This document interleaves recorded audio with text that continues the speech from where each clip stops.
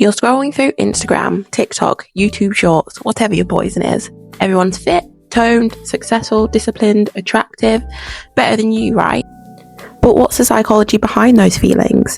Let's talk about social comparison theory. I'm starting my channel here because I wrote my dissertation on this. I've always loved digging into psychological phenomena and the way that it shows up in our everyday lives. I'm lucky enough that it plays a role in my job, but there are some topics that I just really never get to talk about, and I'm really excited to do so here.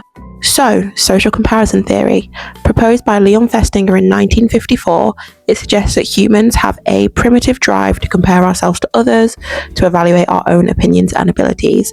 Basically, we're wired to compare ourselves to figure out where we stand. Whether it's our opinions, our skills, our bodies, or our success, we're constantly measuring ourselves against others. It's not even conscious half the time, it's just how we are as humans. We make upward and downward comparisons.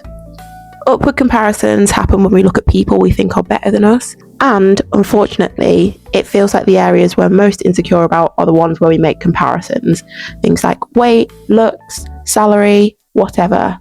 We make upward comparisons in the hope that we can achieve similar results to the people that we're comparing ourselves to. Downward comparisons are where we look at people we think are worse off than us. It's basically an acknowledgement that, while we might not be the best, at least we're doing better than someone else. It sounds bad, but downward comparisons actually help us to maintain a more positive image of ourselves. So, you're probably wondering how a theory coined in the 1950s could feel so relevant today, but if anything, social media has really supercharged it. Let me explain what I mean. Back in the day, you might have only made upward comparisons to the girls at your school or celebrities that you saw occasionally in magazines. Now, social media gives us unfettered access into every waking minute of each other's lives. These days, you're comparing your morning routine, falling out of bed, barely managing to brush your teeth, get your kid to school and eat something, to the perfectly manicured lifestyle of mummy influencers who manage to wake up at 5 a.m, go to the gym, drink a matcha and cook her kids a full breakfast all before 8 a.m. And I just want to touch on some of the research backing this up so it doesn't feel like I'm just talking for the sake of talking. So let's take Llewellyn et al.'s 2016 study as an example. They did an online study of young women and found that sharing idealized female images on platforms like Pinterest can contribute to feelings of inadequacy and upward comparisons. They even found a link between the number of fitness pin boards someone had and their likelihood to engage in extreme weight loss tactics. I.e., people making upward comparisons are more likely to do dangerous things to try and achieve that standard. Scully, Swords and Nixon similarly found that body dissatisfaction was significantly related to the amount of time that people spend engaging in social comparisons, especially when they made upward comparisons with other women online.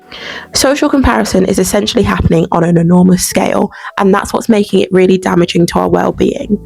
We're comparing ourselves to everyone, everywhere, all of the time. And unlike in real life, where we might do a little bit of a mix of upward and downward comparisons, online we are mainly just doing upward comparisons. And the comparison is constant. It leads us to feeling depressed and anxious. Even when you start making progress in your life, the scale of social media means that there's always someone out there who's doing better than you. Let's take the example of getting into shape. You decide you want to improve your fitness, so the algorithm feeds you fitness content. You make a routine, you start to work out, you get fed more content. It's been 6 months. You know you're in better shape, but you feel terrible. Why?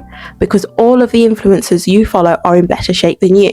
You do the same exercises, but it's not enough. All the people that you see online still seem better than you, and this has real life consequences. 34% of adults feel anxious and 35% feel depressed because of their body image. You stop trying because what is the point if you'll never catch up? You question if you're lazy, unlovable or broken, all because you're comparing your real life to a highlight reel. Social comparison theory with the social media aspect creates this hamster wheel of comparison that you can never escape.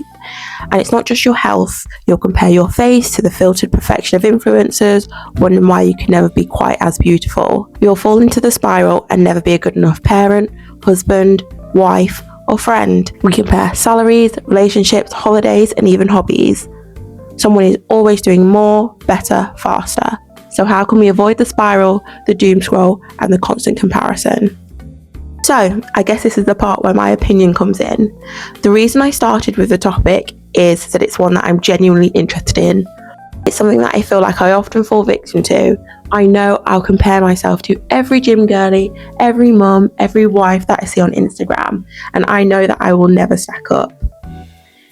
In terms of what we can actually do, for me personally, minimizing the social media that I expose myself to and curating the content that I'm exposed to within it have been my two biggest defenses. Let's talk about minimizing social media first, as it's the most straightforward.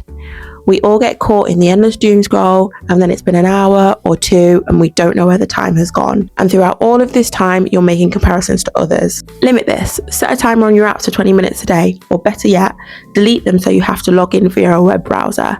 It makes browsing more of a conscious choice rather than something you're doing out of habit. Then we have curating your feed. A lot of the problem with upward comparison on social media is that we're comparing to an unreal standard. Taking a day in the life content, for example, it's not a real day, or it's the best day, and that's what you're comparing your everyday to. Instead, try and seek out content which shows more real life, less curated, less aesthetically driven influencers who talk about their off days, their losses, their failures. That way, you aren't comparing your worst day to someone's best or unreal day. And I think that's why it really helped understanding what social comparison theory is. It's knowing that it's something you just can't help. It's human nature to compare yourself to others. But by understanding the theory, we can create defense mechanisms to minimize the impact and hopefully feel a little bit less anxious, depressed, and flattened when browsing online. I think that's going to be it from me. I've tried to keep this one short and sweet just to dip my toe in, but please like, comment, subscribe if you like this content. Also, tell me what you want to hear more about in the next video, be it more studies, more psychological theories and how they relate to real life and how they might be affecting you, anything in that realm. Okay, thanks for listening. Bye.